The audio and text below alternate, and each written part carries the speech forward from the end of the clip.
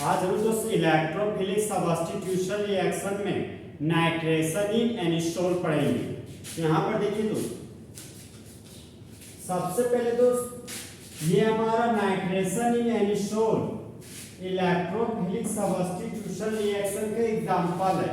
तो जब रिएक्शन का शुरुआत इलेक्ट्रोफाइल करता है ना, तो उसी को इलेक्ट्रोफिलिक सब्स्टिट्यूशन रिएक्शन कहते हैं। नाइट्रेशन इन एनिसोल का मतलब हो गया दोस्त, जब एनिसोल का रिएक्शन नाइट्रिक एसिड के साथ करेंगे तब उसको नाइट्रेशन इन एनिसोल कहेंगे। तो सबसे पहले सबस्ट्रेट के रूप में एनिसोल बनाएंगे।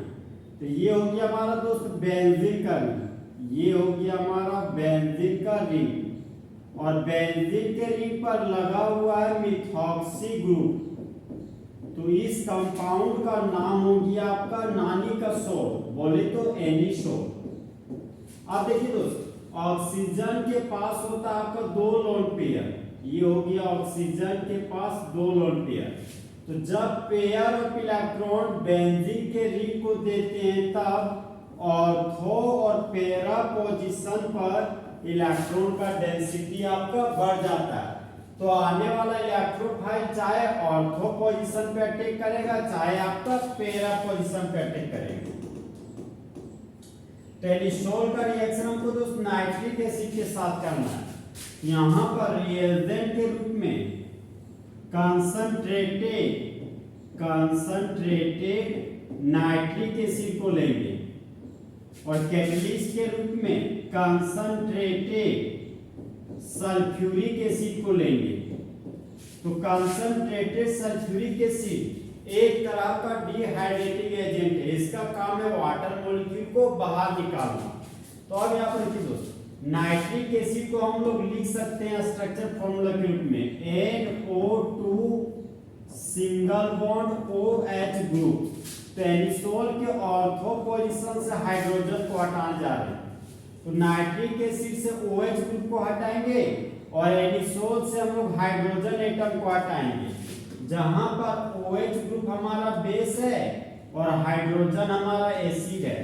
तो जिस तरह बेबी को बेस पसंद है, उसी तरह एसिड को बेस पसंद है। तो एसिड और बेस के रिएक्शन से बाय प्रोडक्ट के रूप में हमारा वाटर का मॉलिक्यूल बन जाएगा। बाय प्रोडक्ट के रूप में दोस्त वाटर का मॉलिक्यूल बन जाएगा हमारा।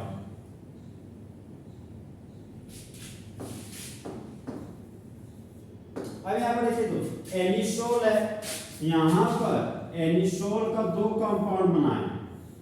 ये हो गया हमारा बेंजीन के रिंग पर मिथॉक्सी ग्रुप, ये भी हो गया हमारा एनिसोल, और यहाँ पर फिर से और एनिसोल बनाने जा रहे हैं। ये हो गया आपका बेंजीन का रिंग, और बेंजीन के रिंग पर लगा हुआ मिथॉक्सी ग्रुप। तो इस कंपाउंड का नाम भी हो गया आपका एनिसोल। तो एनिसोल के ऑर्थो पोजीशन पर एक बार नाइट्रो ग्रुप लगा दें। तो एनिसोल के ऑर्थो पोजीशन पर लगा दिए नाइट्रो ग्रुप। फिर ये नाइट्रो ग्रुप एक बार अटैक करेगा आपका पैरा पोजीशन पे। तो यहाँ पर दोस्त एनिसोल के पैरा पोजीशन पर लगा दिए हम नाइट्रो ग्रुप। अब यहाँ पर देखिए दोस्त, एनिसोल के ऑर्थो पोजीशन पर नाइट्रो ग्रुप है, तो इस कंपाउंड का नाम हो जाएगा ortho nitro anisole. Ortho nitro anisole. अब देखिए दोस्त, मिथॉक्सी ग्रुप के पैरा पोजीशन पर नाइट्रो ग्रुप लगा हुआ है, तो इस कंपाउंड का नाम हो जाएगा आपका पैरा नाइट्रो एनिसोल।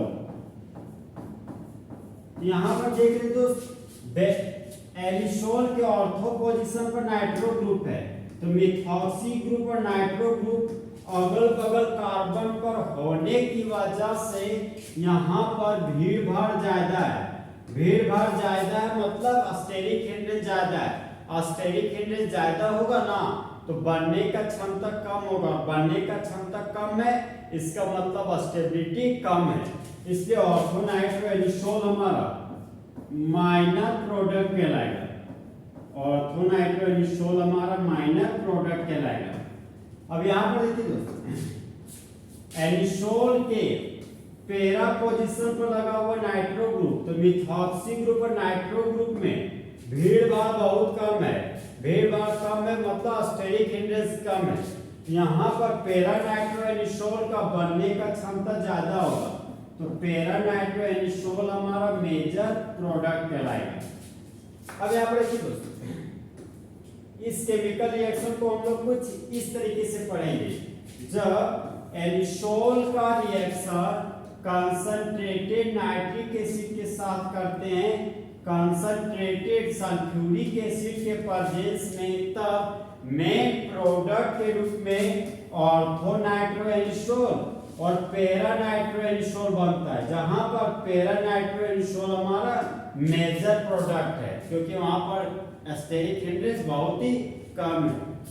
इसका जनरल लैंग्वेज हो जाएगा तो when anisole is reacted with concentrated nitric acid in the presence of concentrated sulphuric acid, then orthonitro-anisole and para-nitro-anisole is formed, in which the para-nitro-anisole is the major product due to presence of less steric hindrance in para-nitro-anisole।